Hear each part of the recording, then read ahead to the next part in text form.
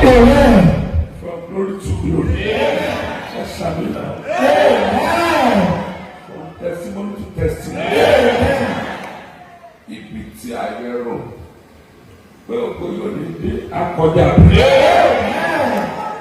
are just starting. Ògo fẹ́ lógo ni. Àwọn kọ́sẹ̀ ń bọ̀ máa rò gẹ́gẹ́ àtẹ̀mí náà fẹ́ lógo. Wọ́n tó wà lókè náà ní ògo kan tó lé lé o ti dé. Ẹnikẹ́ni tó bá ti kórìíra ògo ìran rẹ̀ kì í lógo. Ìjọba ènìyàn kò sọ mí. Ìwọ ló ń ṣiṣẹ́ ìwọ kọ́ ló ń jẹ. Ìwọ ló ń ṣe làálàá ẹlòmíì ló ń jẹ. Ọ̀pọ̀ ló ń gbàdúrà àwọn kan máa ń jèrè ẹ̀dùn.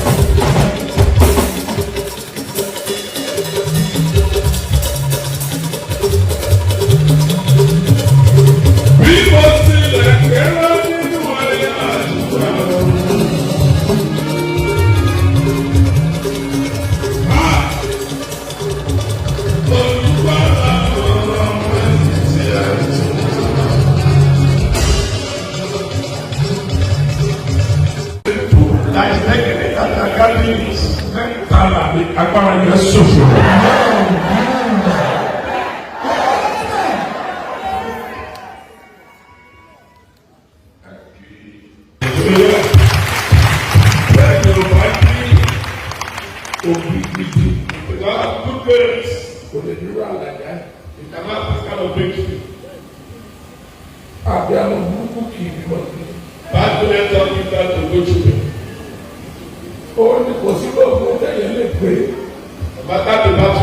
Tí ògo tí Ọlọ́run bá ti dá àtẹ tó bá léyìn níbi tó bí ẹni orí ẹ̀. Ògùn Ọlọ́run òun gbogbo ayé mi. Bọ́dẹ̀ sọ fún tó bá ti lóko tó lókun fúra. Ìgbà àbúrò àjẹ́ ló bá tún bí wẹ́ẹ̀. They want the kind of a man without a problem is a dead man. And the job at the if you celebrate your glory without a persecution, you have your end. But you don't become glory. And celebrate you. You have a great glory.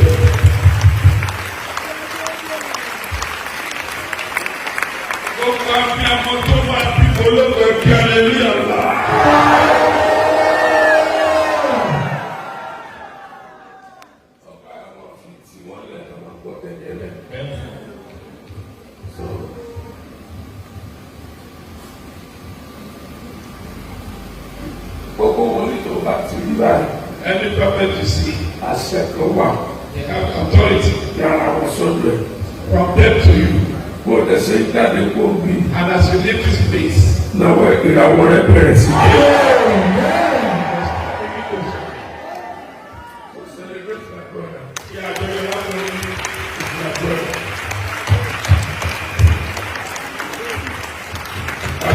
Amen. What God is using him for. Continue to shine. Amen. From glory to glory. Just shine now. Amen. From testimony to testimony. Ibi tí ayé rò pé ògo yóò lè dé akọjá. We are just starting. Foundation máa ń wọ́n bá mi. Foundation máa ń rò bá mi. Nothing. You will be rich. Amen. It's already all over. You are going higher. Amen. Gbogbo ẹni kẹ́ni tí o bá ti ní kásáàdì ṣubú. O ní ọmọ àìgbà sáàdì yẹn lọ. The Lord will give you more space. More breakthrough. More lifting. In the name of Jesus. Ẹ̀yin ní sẹ́kọ̀n ẹ pàtẹ́ ọ̀fọ̀ wọlé ọ̀nà.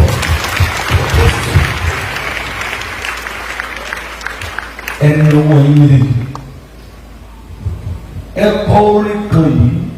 Sing this song Pẹ̀lú gbogbo agbára tí Ọlọ́run. with all your strength. Ọwọ́ Olúwa ń bẹ láyé mi o, ó ń gbé mi fò, ó ń gbé mi sáré. Ọ̀pọ̀ náà méje.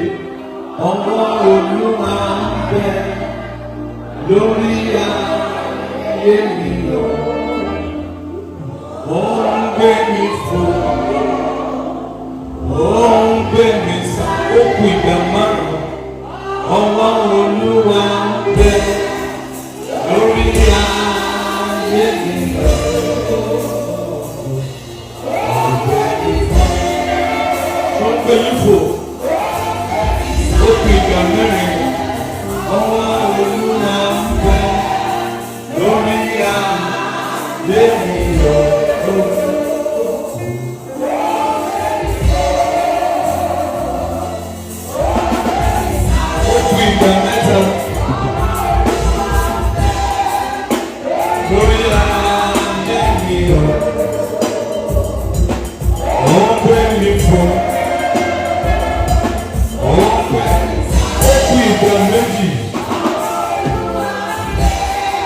Lórí ayé mi o, ó ń gbé mi fò, ó ń gbé mi bọ̀. Ẹ̀ẹ̀kan tó kù yìí, The last one, a ó fi gbogbo agbára wa kọ́. we are going to sing it with all our power. Ọwọ́ ọ̀tún Olúwa ń ṣe agbára. The word of the Lord is working marvelous. Ọwọ́ ọ̀tún Olúwa ní agbéga. We are going to exalt His Mo na ọwọ́ mi ọ̀tún sókè. I stretch forth my hand. Ẹni bá lò máa dá ọdún lẹ́yìn àdúrà. I will stop you after this prayer. Ilẹ̀ máa gbàlejò wọn. The Bible says, Chapter 18:46. Bẹ́ẹ̀ni pé ọwọ́ Olúwa sì kan Èlíjà. it says the hand of the Lord rest upon Elijah. Èlíjà sì di àmùrè ẹ̀gbẹ́. He carried Ó sì sáré níwájú kẹ̀kẹ́ and Áhábù. he run in the front of the Èlíjà sọ fún ọba Áhábù. He told the king how Tètè máa lọ òjò ti fẹ́ràn. that God is about to rain. Ẹ̀gbẹ́ Áhábù sì di kẹ̀kẹ́ rẹ̀. And Ó sì ń sáré lọ. he started running. Èlíjà ò ní kẹ̀kẹ́. Elijah has no Èlíjà house. ò ní mọ́tò. He has no car. Ohun tí Èlíjà ní nọ́mbà 1. What he has is not Èlíjà ní agbára Olúwa. He has the power of Òun God. ni Èlíṣà fi béèrè fún ìṣẹ́po méjì agbára tó pàdé Èlíjà. That is why Elijah Nọ́mbà 2. opened up his Èlíjà ní ọwọ́ Olúwa. He has the hand of God. Nọ́mbà 3. Èlíjà ní àmùrè. He has the Èlíjà tí ò ní ohunkóhun ju ọwọ́ Olúwa lọ. The Elijah Ó ṣe wá sáré níwájú ẹni tó tún ní kẹ̀kẹ́. is running. Ẹnìkan náwó ẹ̀ méjèèjì òkè yẹn. Ọwọ́ Olúwa tó máa mú kiri àjò yóò sáré. Lórúkọ Jésù ó máa kàn ọ́ lójijì. Ohun tí gbogbo wa wá débí yìí What you are here for, kò ju ọwọ́ Olúwa lọ láyé bàbá wa nínú it is Olúwa. not more than the hand of Tó o bá God. débi kan tó rí ọwọ́ Ọlọ́run. When you come O to lè wá God, mọ́. you did not see the hand Ohun of tí God. gbogbo wa jókòó tì yìí. What you are Ohun waiting tá à ń for. sábọ̀ níbí. What you are running Ohun tá for. à ń fi gbárí jọpọ̀ báyìí. What make us Òun ni ọwọ́ Olúwa nínú ìpè yìí. is the hand of God in Ìpè tí ò sí ọwọ́ Olúwa the ministry without the hand of God. kò lè sí ẹ̀rí níbẹ̀. There won't be Ẹ gbé testimony. ọwọ́ yín méjèèjì o. Your two hands up. Ìgbà tó Kẹ́hìndé máa kọrin yẹn rèé. This is the last time you are going to sing that song. Ẹ̀ẹ́dẹ̀ gbàdúrà kan. I will pray one prayer for Máa tún you. náà ìdíje rẹ̀. I will drop it. Ẹ̀yin ọmọ méjèèjì. Your two Ẹ̀yin hands tí up. ọwọ́ Olúwa máa kàn yín dà. Ẹ̀yin tẹ́ ẹ̀ ní lọ láì jẹ́ pé ọwọ́ Olúwa kàn yín níbo lé wa. I will not leave. Ẹ pariwo orí ẹ nígbà tó kàn yín. Ọwọ́ Olúwa ń bẹ lórí ara. Ìgbà tó kàn yín ní ọwọ́. Ọwọ́ ń bẹ nìkan.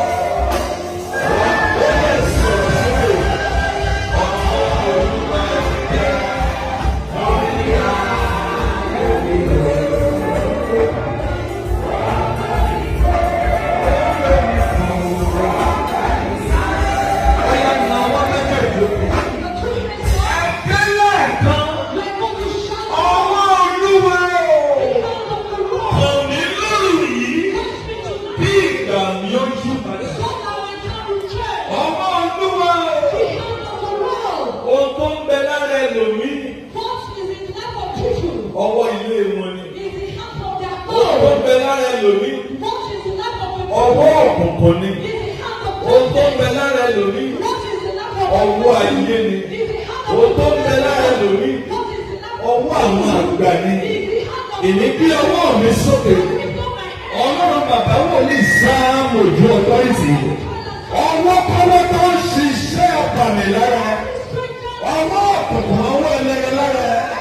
Bẹ́ẹ̀ bá fi agbára sàmì nígbà mẹ́ta, ọwọ́ yẹn máa gbẹ̀dẹ̀ lóra. Ọwọ́ méjèèjì, ọwọ́ Olúwa o. Àwọn lórí kí ìgbà tó ń ṣí padà. Wàá máa fọwọ́ gbá inú, wàá máa fọwọ́ gbá ẹ̀rá. Ọwọ́ Olúwa kàn mí lóru yìí kí ìrìn àjò mi ó sáré. Oyè àdúrà.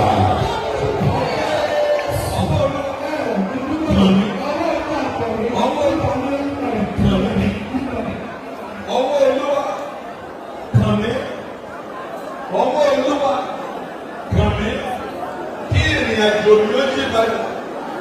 Ọwọ́ Olúwa kàn mí kí ìrìn àjò mi ó ṣe padà. Ọwọ́ Olúwa kàn mí kan ọmọ mi. Kàn mí kan ọmọ mi. Ẹ ṣàmì bàbá yàtọ̀ Jésù Olúwa wa. Ìpàdé yí àdúrà yẹn padà ká bàbá yìí. Ẹ gbìyànjú ẹ mú ẹnìkan lẹ́gbẹ̀ẹ́ mi tẹ́ ló sí. Make sure you hold somebody wherever you Wàá are. máa pariwo sí ẹni yẹn. You will shout on that. Ọwọ́ ayé lára ẹ̀. Ó fi ara rẹ̀ lẹ̀ báyìí. Ọwọ́ Olúwa tó kàn ọ́. Ọwọ́ ayé lára ẹ̀. Ọwọ́ àwọn àgbà. Ọwọ́ ilé yín lára ẹ̀. Wàá máa kí ó fi ara ẹ̀ lẹ̀. Ọwọ́ Olúwa kàn ọ́. Ọwọ́ ilé wa fi ara mi lẹ̀. Ọwọ́ Olúwa kàn mí. Ọwọ́ àwọn àgbà ìkà fi ara mi lẹ̀. Ọwọ́ Olúwa kàn mí. Ọwọ́ ilé wa fi ara mi lẹ̀. Ọwọ́ Olúwa kàn mí. Ọwọ́ ilé wa fi ara mi sílẹ̀. Ọwọ́ Olúwa kàn mí sílẹ̀. Ọwọ́ Olúwa kàn mí. Ọwọ́ ilé wa fi ara mi lẹ̀. Ọwọ́ Olúwa kàn mí. Ọwọ́ ilé wa fi ara mi sílẹ̀. Ẹ ṣàmì pẹ̀lú fẹ́yà lọ Jésù Olúwa wa. Ẹ gbà fún ẹlòmí mú ẹlòmí For dání. another person. Mú ẹlòmí dání. Hold another person. Ọwọ́ kí ni mo ní kó kúrò? Which hand that action is to me? Ọwọ́ kí ni mo gbé? Ẹ mú ènìyàn lọ́wọ́. Hold that person's hand. Ọwọ́ tó ń dẹ̀ àrìn àjò rẹ̀ rú. Tó sinmi sára ẹ̀. That rest in your body. Ọwọ́ tó ṣe kéde. Ọwọ́ tó ń dẹ̀ àrìn àjò rẹ̀ rú. That is better than joy. Ọwọ́ tó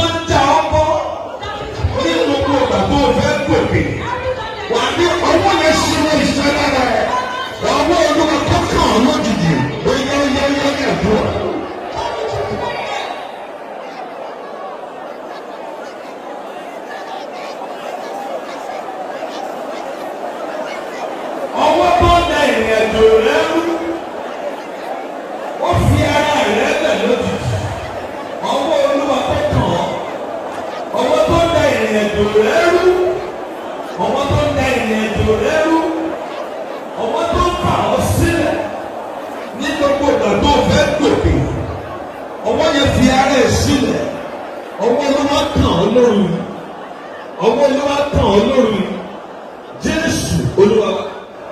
Ẹ wá mú ọwọ́ ẹnì kẹta. Hold it down to Mercy's hand. Ìgbà tó kẹ́yìn nìyẹn. This is the last one. Ọwọ́ àjèjì lára ẹ̀. Every strange hand in your body. Kí ni mo gbé? The strange hand. O ti kó pọ̀ bẹ́ẹ̀ yẹn. Ọwọ́ àjèjì. Every strange hand. Tó ń ṣiṣẹ́ àjèjì. That is working controlling. Ọwọ́ àjèjì. The strange hand. Tó ń ṣiṣẹ́ ìkàlára. That is working with Sọ pé ó fi ara rẹ̀ lẹ̀. Ọwọ́ Ọlọ́run kó wá kàn ọ́ lójijì. every hand of love touch you suddenly. Ṣé wàá bẹ́ẹ̀ rí àdúrà yẹn bàbá yìí?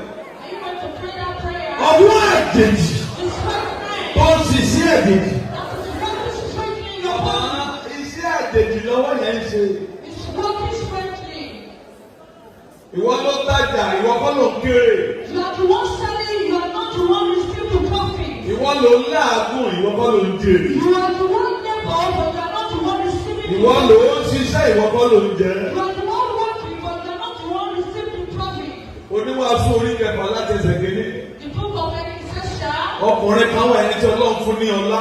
and the man Ó fún ní ọlá. Ọlọ́run tún fún ní ọrọ̀. Kò sí tí Ọlọ́run ò fún. There's no one that Wọ́n wá ní ṣùgbọ́n Ọlọ́run ò fún ní agbára láti jẹ ń bẹ̀. the Lord Ẹ̀kí ọwọ́ ènìyàn mú. for me. Ìwọ ló ń ṣiṣẹ́, ìwọ kọ́ ló ń jẹ. You are the one working, you are Ìwọ ló ń ṣe làálàá ẹlòmíì ló ń jẹ. You are trying for another person. Ọ̀pọ̀ ló ń gbàdúrà àwọn kan máa ń jèrè àdúrà. Some are praying, but you are not receiving the profit of Pásítọ̀ ìwọ ló ń gbàdúrà, ìwọ kọ́ ló ń sọ̀dà mẹ́wàá fún. Pastor, you are not praying, but you are not Ó gbàdúrà fún yẹn tán. You pray for someone. Nígbà tí ẹ̀rí ẹni yẹn dé, kò mọ bí títọ́ ṣe wà. Ẹ fi ọwọ́ ènìyàn mú. Ọwọ́ àjèjì tó ń ṣiṣẹ́ àjèjì. Ọwọ́ àjèjì tó ń ṣiṣẹ́ àjèjì. Nínú iṣẹ́ tó ń ṣe, nínú òkòwò rẹ̀, nínú ayé rẹ̀, wà ní ọwọ́ yẹn bẹ́ẹ̀ dànù. Ọwọ́ yẹn bẹ́ẹ̀ dànù. Ọwọ́ olúwa tó kàn ọ́ lójijì. Ẹ̀yà! Ẹ̀yin mélòó lẹ́gbàá? Ọwọ́ àjèjì tó ń ṣiṣẹ́ àjèjì. Ọwọ́ àjèjì tó ń ṣiṣẹ́ àjèjì. Ọwọ́ yẹn bẹ́ẹ̀ dànù. Ọwọ́ yẹn bẹ́ẹ̀ dànù. Ọwọ́ olúwa kó kàn. Ọwọ́ olúwa kó kàn. Ọwọ́ olúwa kó kàn. Ọwọ́ olúwa kó kàn. Ọwọ́ olúwa kó kàn. Ọwọ́ olúwa kó kàn lójijì. Jésù olúwa. Ẹ̀yin ọmọ méjèèjì òkè wọ́n ní afẹ́lẹ́ ilé. Your true next up, Jẹ́ kọ́wọ́ ẹ̀ méjèèjì ó ga ju orí ẹ lọ. that is above your head. Ẹ̀yin èèyàn yí akẹ́lẹ̀ kan. These people shout once. Ọwọ́ tó mọ̀ ló fi ìyà jẹ mí. The hand that deliberately suffer me. Ọwọ́ tó mọ̀ fi ìyà jẹ àwọn ọmọ mi. The hand that deliberately suffer my children. Ẹ dá ọwọ́ yẹn ló. God, you kill my man. Ìmọ̀wé yẹn máa gbà. I don't know if Ẹ̀yin you ọmọ méjèèjì. Your true next up. Ọwọ́ náà ń ṣiṣẹ́ lórí ẹ̀. You are walking in the hand. Ìmọ̀ ọwọ́ ẹ̀ méjèèjì. Your true next up. Ọwọ́ tó mọ̀ fi ìyà jẹ mí. The hand that's deliberately Ọwọ́ tó mọ̀ ń pa mí lẹ́kún. that make me to pray. Ẹ̀yin kan máa ń bí ẹ máa sọ ọwọ́ tó ń nù mí lóúnjẹ lójú oorun. The hand that is feeding me when I'm Ọwọ́ tó ń nà mí ń pàṣẹ lójú oorun. Ẹ̀yin ọwọ́ méjèèjì. Your true Ẹ jẹ́ kí ọwọ́ yẹn gbẹ̀dọ̀ nù. Olúwa dé ọwọ́ yẹn lóró. Jẹ́ kí ọwọ́ rẹ kó kàn mí. Oyíyá. Ìkan tó kù ni.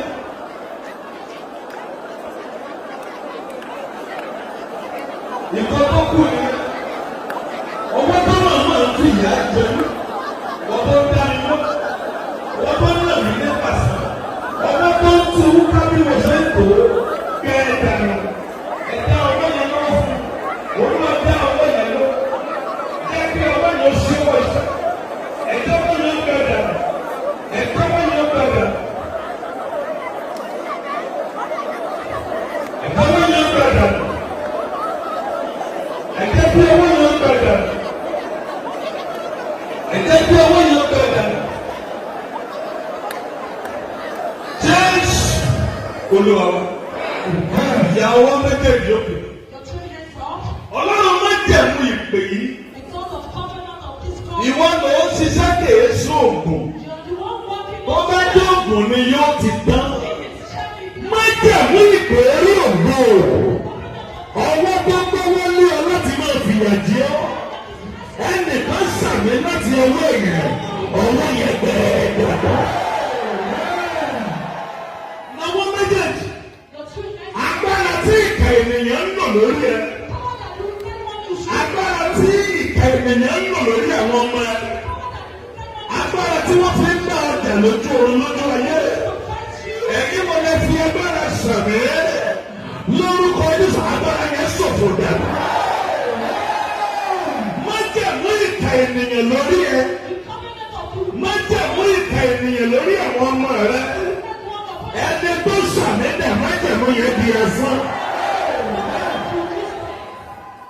Ṣùgbọ́n olùràpadà wa ní agbára.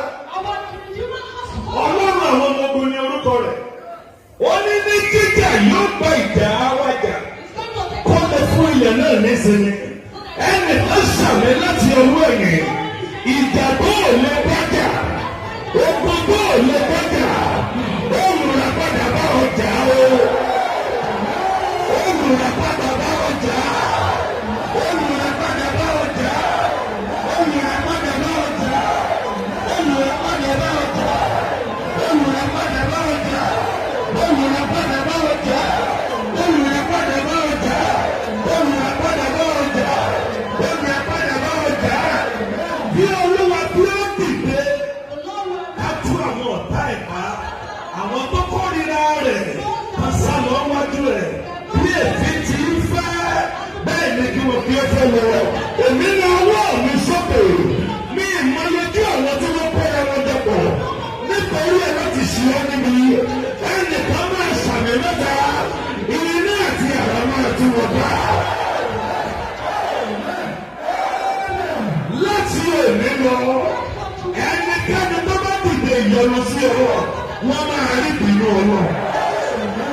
Galatians 6:17, ó ní láti ìsinsìnyí lọ, tẹ́lẹ̀tẹ́lẹ̀ máa yọ ọ́ lẹ́nu. Wọ́n ní kí nìdí, wọ́n ní pé òun wà bá Kristi. Ìmọ̀wọ́ méjèèjì, àmì méje lélẹ́yìí, ẹni bá tú ẹ̀yìn rẹ̀, ẹni bá tó òwò láti yọ ìlú àti ilé rẹ̀ lẹ́nu. Ẹni bá tú ẹ̀yìn rẹ̀ láti gbógun ti wà tí ilé rẹ̀. Mo rán májèlé sí ọ, mo rán ẹ̀ṣẹ̀ sí ọ. Ọlọ́run ìpè sáánú ènìyàn. Mo kéde ẹ̀, irú ẹni bẹ́ẹ̀, ilẹ̀ yóò gbàlejò lọ. Méje, méje.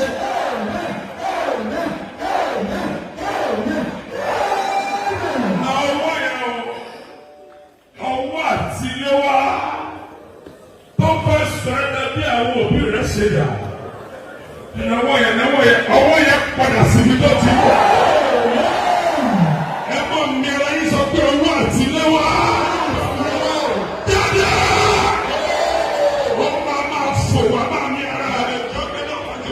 Ọwọ́ àtiléwá. Tó nílé mi jù báyìí lọ. Ọwọ́ àtiléwá. Tó fẹ́ dá mi padà sí sùpọ̀wọ́. Jáde! Ó yá yá yá yá yá. Sọ̀rọ̀. Ọwọ́ àtiléwá. Ọwọ́ àtiléwá. Ọwọ́ àtiléwá. Ọwọ́ àtiléwá. Bàbá wa ṣàtàlẹ̀. Ọwọ́ àtiléwá. Ọwọ́ àtiléwá. Bó ṣe ń gbàdúrà, àgbàgbé ẹ̀mí yẹn, That spirit ó dàbí skeleton. is like a skeleton. Ó sì kó lára gbé. It left the body of people. Wọ́n wá láti pẹ́. The problem is this. Mo bá afẹ́fẹ́ lọ. It never went to the priest. Ibi tó wọlé sí mi lórí. I don't know where the spirit ended up. Tó bá lọ ní àwọn ẹnìkan ló wọlé sí. Ẹni kí ẹ bá sọ báyìí. When whoever that is sleeping now. Ẹ máa mi ara yín. Shake your body. Ọwọ́ àtìlẹ́wà. The hand from my family. Tí ò jẹ́ kí ìran mi ó That ṣẹ. will not allow my vision to be actualized. Ẹ̀yin akọrin ẹgbẹ́ o. Ọwọ́ àtìlẹ́wà. The hand from my family. Tí ò jẹ́ ń dá ara That inú. will not allow me to showcase my potential. Tí ò jáde lolúwa wí. Praise the Lord. Ariwo ló máa dìtà mí. Your voice will determine. Obìnrin tó wà bí. A woman is here. Ó ti di méjì nígbà lọ́wọ́ ẹ̀. They are taking twin away from you. Ó bí méjèèjì. You gave back to both of them. Ọwọ́ lédè pa But the méjèèjì. hand from the family is still there. Bí ọmọ méjèèjì ṣe kú. The wife is so Gbogbo amazing. àbáwá yẹn ní òkú ẹ̀. The wife only died with them. Ó wá forí kalẹ̀ níwájú pẹ̀pẹ̀. Let the woman come and use her strength. Ẹsẹ̀ rẹ méjèèjì. Your two legs Kò gbọ́dọ̀ dólẹ̀ lẹ́ẹ̀kan náà. stand at once. Ó máa gbé You'll be raising your voice ọ̀wọ́ àtìlẹ́wà. for my family. Jáde! Ẹ̀yin tẹ́ wà ní gbogbo extensions. People are the essentials. Ẹ̀yin tẹ́ wà ní gbogbo dúró tí ojú mi lè rí. People are the roads that I cannot Tó bá see. lè fòfò, If you can jump, jump. o lè kígbe-kígbe. You can shout, shout. Ọwọ́ àtìlẹ́wà. Every hand from my Padà family. síbi tí bọ̀. Come to your father. Obìnrin tí wọ́n gba ìbejì lọ́wọ́ ẹ̀. I can see their twins. Kó wá rí mi báyìí báyìí. Let them come and see me now. Wọ́n ló máa forí kalẹ̀ They bí. said you need to use your head to talk. Ẹ̀fọ́ náà wọ́n yóò jẹ́ gòkè. Wàá máa gbé ara rẹ̀. You'll be shaking your body. Ọwọ́ àtìlẹ́wà. My family. Jáde! Oyóyóyóyó.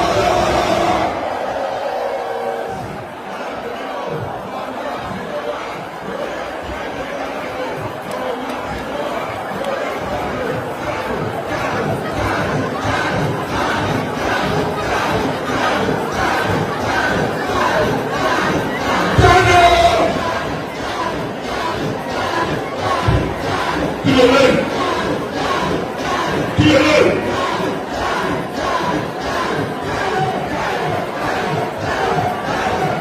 Kí ló lè?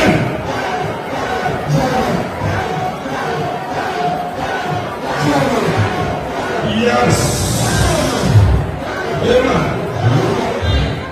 Olúwa bó ṣe tóbi tó. Fẹ́ ògbó yẹn lójú. Ó ju bó ṣe dùn lọ. Ariwo yóyóyóyó.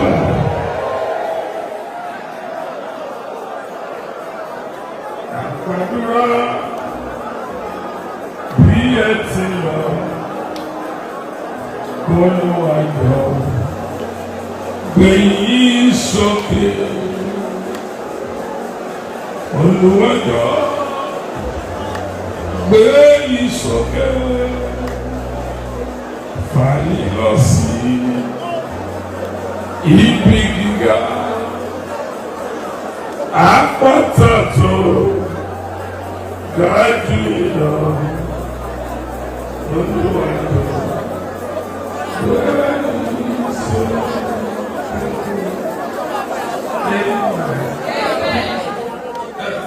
I believe so much in your prayer. Ẹ̀yin wo ni bá mi yí wọn ká fún ọ̀rọ̀ báyìí? Ẹ̀sùn sọ yìí. Ẹ bá mi yí wọn ká, gbogbo ẹ̀yin wo ni ẹ bá mi yí wọn ká? Òkè kékeré ariwo kì í paná ọdún. Òkè kékeré oṣù. Ìràwọ̀ yóò gbọdọ̀ jà.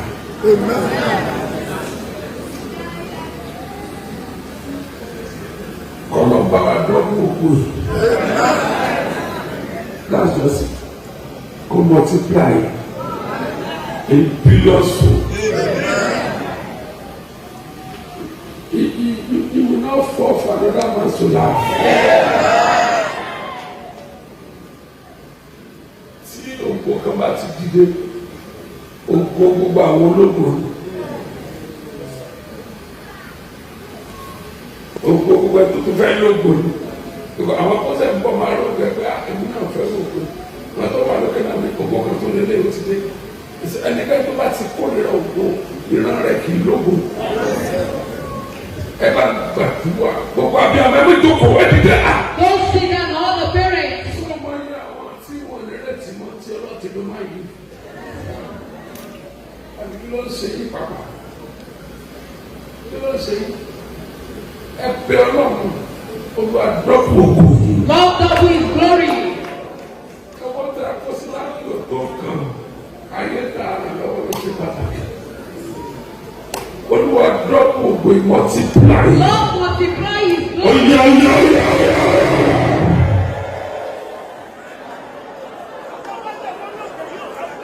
Your glory is multiplied.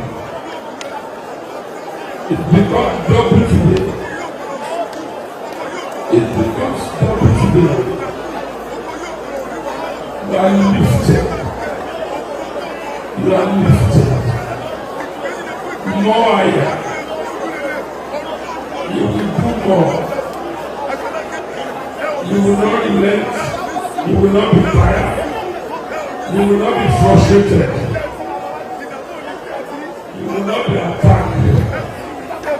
You will shine no more. Oh, the devil! I said, Stretch your hands.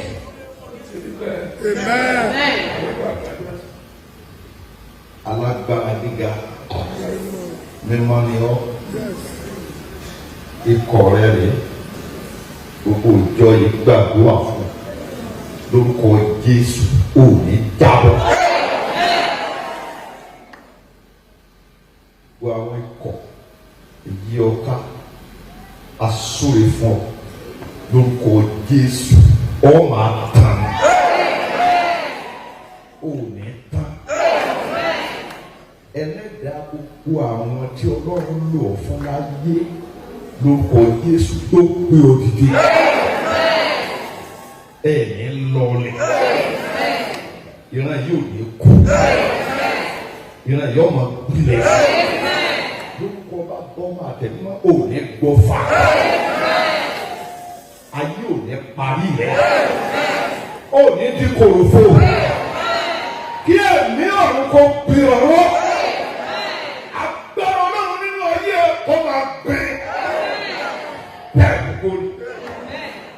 Dàgbà ọ̀dàgbò ọ̀ṣìṣẹ́ rẹ̀ bí a ti pẹ́ kórí fún ọ kórí bẹ́ẹ̀ káwọn náà yóò ṣiṣẹ́ bẹ́ẹ̀ Jésù Olúwa wa. Congrats, sir. That's the prayer. If I have to see the put it there,